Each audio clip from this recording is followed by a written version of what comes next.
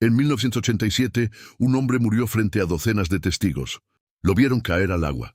Buscaron su cuerpo durante 3 días. Lo declararon muerto.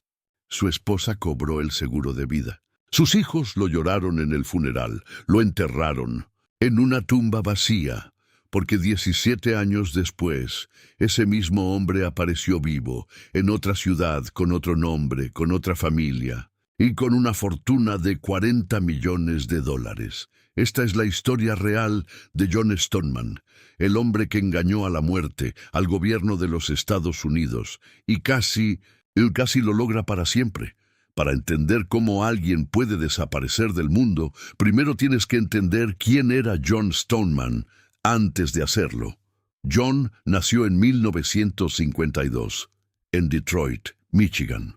Hijo de inmigrantes polacos, creció en un vecindario obrero donde el dinero siempre fue escaso. Pero John tenía algo que el dinero no puede comprar. Era extraordinariamente carismático. A los 28 años, ya era corredor de bolsa en Wall Street.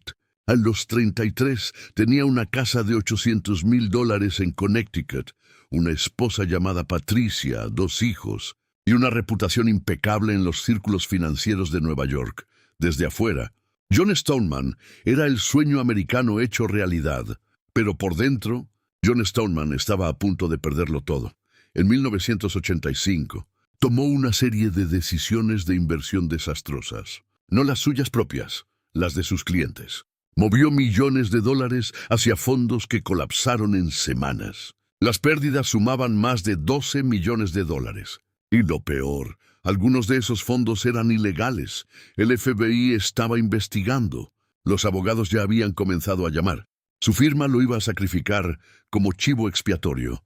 John Stoneman enfrentaba entre 15 y 25 años de prisión. Y fue entonces cuando tomó la decisión que cambiaría su vida para siempre. Lo que John hizo a continuación fue tan elaborado, tan meticuloso, que los investigadores federales tardarían casi 2 décadas en descubrirlo.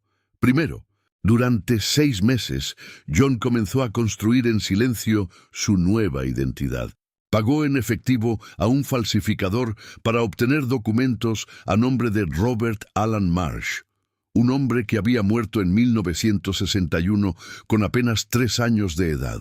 Una práctica conocida en el mundo clandestino como robar la identidad de un fantasma. Luego abrió cuentas bancarias offshore en las Islas Caimán a nombre de empresas fantasma. Transfirió, poco a poco, más de $800,000 sin que nadie lo notara.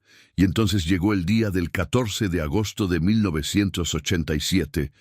John organizó un viaje en velero con amigos en Long Island Sound. Era una tarde perfecta. Cielos despejados, viento suave, testigos de confianza. A las 4:47 de la tarde, John Stoneman tropezó en cubierta y cayó al agua. Los amigos gritaron, lanzaron salvavidas, buscaron durante horas. La Guardia Costera desplegó embarcaciones. Dragaron el fondo marino durante 3 días. El cuerpo nunca apareció. Lo que nadie sabía era que John había practicado ese momento durante semanas en una piscina privada. Había calculado las corrientes. Había colocado ropa y documentos suyos en el fondo del mar días antes, para que los buzos encontraran evidencia de su muerte. Y mientras todos lo buscaban, John Stoneman ya estaba en un autobús rumbo a Miami, con el nombre de Robert Marsh, con una nueva vida. Lo que John hizo en los siguientes 17 años es, honestamente, increíble. Llegó a Miami con nada más que su efectivo, su nombre falso y su talento natural para los negocios. En 1989, fundó una pequeña empresa de importación de materiales de construcción. Para 1993, ya tenía contratos con el gobierno de Florida. Para 1998, su empresa Marsh & Associates era una de las 500 empresas de más rápido crecimiento en el sureste de los Estados Unidos. Conoció a una mujer llamada Diana. Se casó con ella en 1994. Tuvieron una hija. Compraron una mansión en Coral Gables, valorada en $2.8 millones. Robert Marsh era respetado, querido, exitoso, donaba a obras de caridad, era miembro del Club Rotario.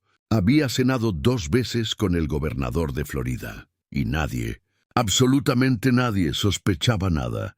Mientras tanto, en Connecticut, Patricia, su primera esposa, había cobrado el seguro de vida, $1.2 millones. Había criado a sus 2 hijos sola, había construido una nueva vida. Nunca supo que su esposo estaba vivo a 1.300 kilómetros de distancia, mirando el mismo sol. Pero como dice el dicho americano, "You can run, but you can't hide forever". Y el error de John, cuando finalmente llegó, fue el más humano de todos. El 3 de marzo de 2004, John Stoneman, o Robert Marsh, como todos lo conocían, asistió a una conferencia de negocios en Chicago. Ahí, en el lobby del Hotel Marriott, se cruzó cara a cara con un hombre llamado Thomas Greer. Thomas era un antiguo colega de Wall Street, alguien que lo había conocido durante años, alguien que recordaba perfectamente su cara. Los ojos de Thomas se abrieron de par en par. John murmuró: «Creo que me confundes con alguien más». Thomas no dijo nada en ese momento, pero esa noche llamó al FBI. La investigación que siguió fue silenciosa y letal. Los agentes tardaron 11 meses en reunir pruebas. Rastrearon las cuentas offshore, analizaron los registros de empresas, obtuvieron muestras de ADN del antiguo hogar de John en Connecticut y las compararon con muestras que Robert Marsh había dado en un chequeo médico de rutina. Coincidencia del no existiendo él. 14 de febrero de 2005, el día de San Valentín, agentes del FBI rodearon la mansión de Coral Gables a las 6 de la mañana. John estaba desayunando con su hija de 11 años cuando escuchó los golpes en la puerta. Abrió y se encontró con 8 agentes federales y el peor momento de su vida. Su hija lo vio esposado. Su segunda esposa, Diana, se derrumbó en el suelo cuando le explicaron quién era realmente el hombre con quien había compartido 11 años de vida. Y en Connecticut, Patricia, su primera esposa, recibió una llamada telefónica que no supo cómo procesar. El hombre que había llorado durante 17 años estaba vivo. El juicio de John Stoneman fue uno de los más mediáticos de la Florida de mediados de los 2000. Los fiscales federales lo acusaron de fraude de valores, fraude de seguros, robo de identidad, evasión fiscal y bigamia. Los cargos acumulados representaban hasta 47 años de prisión. Su defensa argumentó que había vivido como un ciudadano modelo durante 17 años, que había creado empleos, pagado impuestos con su identidad falsa, y que el John Stoneman que había cometido fraude era, en esencia, una persona diferente. El jurado no estuvo de acuerdo. John fue condenado a 22 años de prisión federal, pero la parte más impactante no fue la sentencia, fue el momento en el que sus 2 mundos colisionaron en la sala del tribunal. Patricia, su primera esposa, y Diana, su segunda esposa, se encontraron por primera vez en los pasillos del juzgado. 2 mujeres que habían amado al mismo hombre. 2 mujeres que habían sido igualmente traicionadas. Según los reportes, no se dijeron una sola palabra, solo se miraron, y esa imagen lo resume todo. John Stoneman pasó 17 años construyendo la vida perfecta sobre una mentira perfecta. Y lo que su historia nos enseña no es que el crimen no paga, aunque claramente no pagó. Lo que nos enseña es que la identidad no se puede escapar. Puedes cambiar tu nombre, tu ciudad, tu cara, pero no puedes cambiar quién eres cuando alguien que te conoció de verdad te mira a los ojos. El error de John no fue financiero, no fue legal, fue humano. Creyó que podía construir algo real sobre algo falso, y eso, en América o en cualquier parte del mundo, nunca funciona para siempre. Si esta historia te impactó, déjame en los comentarios. ¿Crees que John merecía una segunda oportunidad o la justicia fue justa?